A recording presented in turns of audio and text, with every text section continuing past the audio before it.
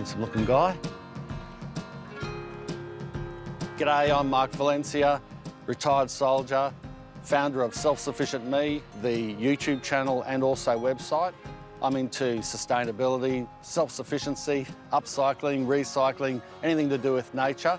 Let's get into it.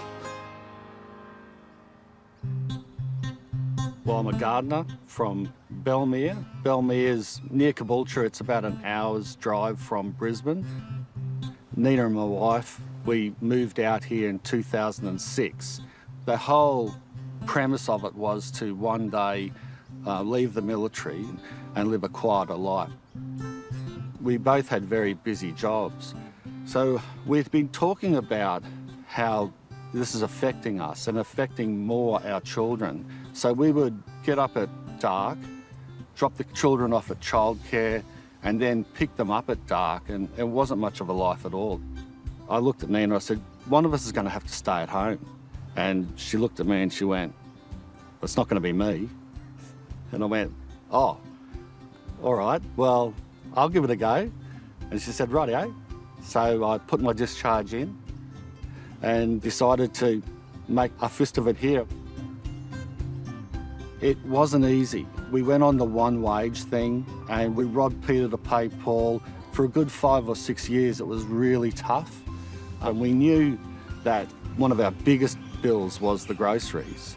So I just went to work trying to grow as much produce as I could in the backyard to cover the costs of living, really. Even though we had stuff or money, ironically, we were still happier. We've got 3 acres. When we first got here, there was just this big vacant lot in the middle with one stump. Down the last acre was just scrub. And we cleaned all that up. We got the chickens settled down there. And in the meantime, we started putting in garden beds and putting in fruit trees.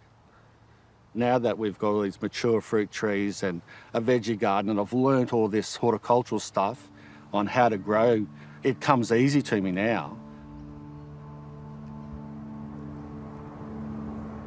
When I was in the military, we were required to jump out of a perfectly good aircraft.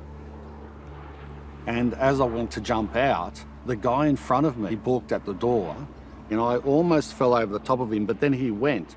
But as I fell, the static line wrapped around my wrist, and there's this burn mark here. I got sucked out of the plane at that point, and my arm was connected basically to the aircraft. And it smashed me back, and I think I hit the side of the door or the side of the plane, and it basically spiral fractured my forearm, both those bones. That was only the start, because the actual breaking of the arm freed me from the plane. And then I was out in the air trying to get to the ground. I ended up hitting the landing strip, which is probably the hardest part you could ever pick out. So I did a lot of damage, but luckily I did survive. I almost did lose the arm a couple of times. It was a real turning point. Nina and I both suffer from PTSD on account of our military service. Good morning, ladies. Near-death experience really does make you appreciate every day. And I like to try to stop every day and think, be in the moment. This is the moment. Live it now. It could be just walking through the garden, looking at a bee. It's amazing. I don't know, I'd probably put it at number 1, the mental health aspects of a garden. And it doesn't have to be a food garden, but for me, food gardening gives me even more. It's just that satisfaction of having to go grow something and then harvest it, and then you're eating it. It helps me more with my mental health than anything. People would come over for a barbie and they would ask, how did you make this preserve? How did you grow this? And so I'd be telling this same story over and over. And one day, after everyone had gone, Nina sat me down. She said, look, Mark, I love your stories, but honey, they are really driving me crazy. I'm hearing the same thing over and over.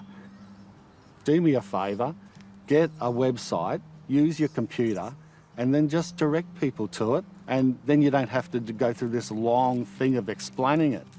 I went, yeah, it's a great idea. And then I thought, well, there's this thing called YouTube. Perhaps I could also make a YouTube channel at the same time and do some instructional videos. Yeah, I've got these tomatoes here. You can hopefully see along this furrow.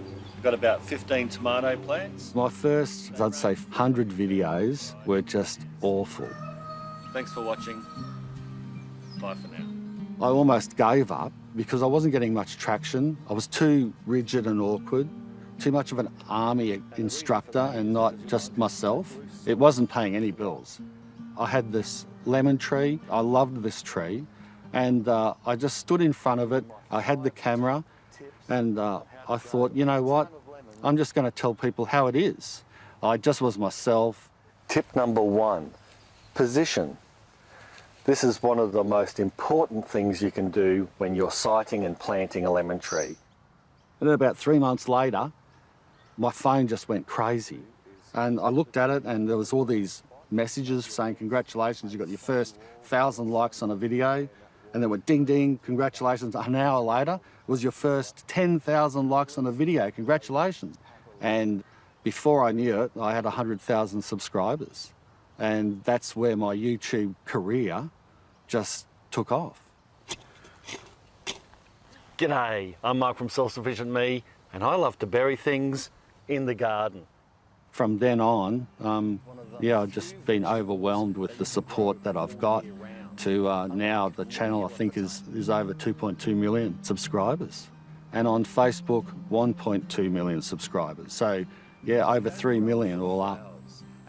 You got to pinch yourself. And I still find it surreal and I will never ever take it for granted. I realised I'm onto something bigger than just cost savings here. The mental health benefits and the physical benefits of getting out, getting into it, getting into the garden really do help people, especially if you have a few troubles, which most of us do in life. Gardening, even if it's a balcony garden, can help a lot. Let's get into it.